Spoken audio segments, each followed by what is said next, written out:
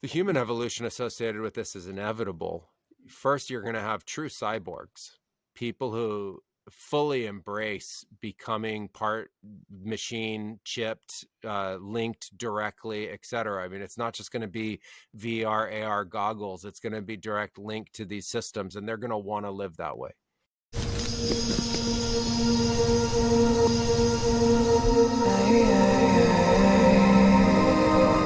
And at some point, it'll just be considered a new species.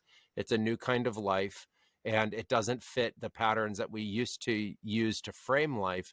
And I think that that's a tremendous opportunity for humans to get outside of this like very confined box of thinking and ideologies that, again, fundamentally weren't true. When I came to the Amazon in my early 20s and got involved in visionary ceremonies, the first thing that was like really impactful was an understanding that there was so much other kind of intelligence and life than what we knew of, that it wasn't hard to find. All you had to do was go into an altered state of consciousness and you would be confronted with it. And so that idea of isolation in this box ultimately comes from us habituating living in cities and suburbia, creating a culture of separation, uh, losing our fundamental beliefs in something that's beyond us or other or greater than us, and becoming really rooted just in the physical five senses. And that is now going to have its own evolution. People are going to have to see outside of it. And I think it's fundamentally time for humanity to do that. Do you think that this will actually create a level of evolution within the human species and how we operate? The human evolution associated with this is inevitable. First, you're going to have true cyborgs, people who fully embrace becoming part machine, chipped, linked directly, etc. I mean, it's not just going to be VR, AR goggles. It's going to be direct link to these systems, and they're going to want to live that way. So that's a fundamental evolution where we start to implant the tools within us in a way that gives us greater cognitive capacities, understanding, interaction, and interface with data and systems. That's a massive evolution in its own right and has a ton of existential concerns wrapped around it. There will be an evolution as well from the understanding that we gain from these tools about biology and about our chemistry and the way that we function and our systems. And you can expect a tremendous increase in longevity, just like when humans went from before modern medicine, longevity was 25, 35, 40 years old. And then all of a sudden it became 60, 70, 80 years old was longevity. Now we're going to see 120, 180, 200, 250, 300 years old. Normal, like normal age for people. The aging processes are going to be hacked. The biological processes are going to be augmented. The DNA degradation processes will be reversed. Every single atom of your body will be mapped and understood. So we went from, barely understanding the cellular to the subcellular to the molecular, and it's going to go atomic, and it's going to become the subatomic, and then the quantum expression of you, not in a spiritual sense, but a scientific sense. And that will be an evolution as well.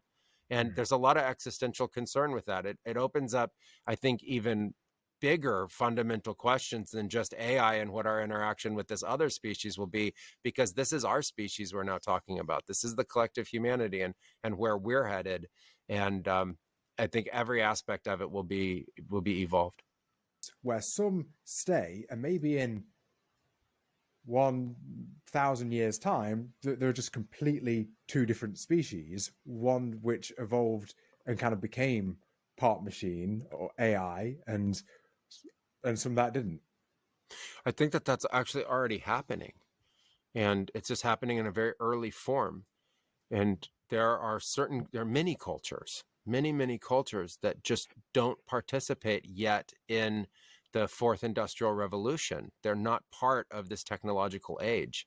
They're living in ways that if you went there and lived with them, you would think, wow, this is how people lived, many thousands of years ago, and they're still living that way today. And then you see, people in the developed cities around the world living in this symbiosis with technology. And I think you now can extrapolate that going forward. Ultimately, it just becomes a greater and greater and greater divide.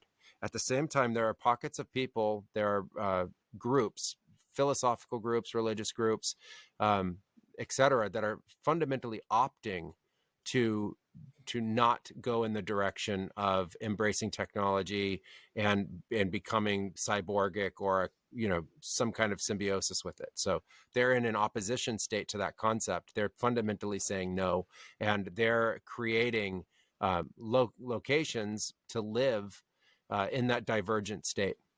Because of that, you're going to see that evolutionary branch take place. And fundamentally, as long as the collective culture is one of competition and resource control and management, it's obvious and inevitable that the cyborgic group would be the controlling group or ruling group. And so that just brings up a very fundamentally interesting exploration in what would ultimately happen. What's the arrangement between the cyborgic group or the advanced group versus the original group? And is the original group ultimately allowed to live, or are they put in zoos? Are they just a tool of scientific experiment for the cyborgic group? Do they have any rights whatsoever?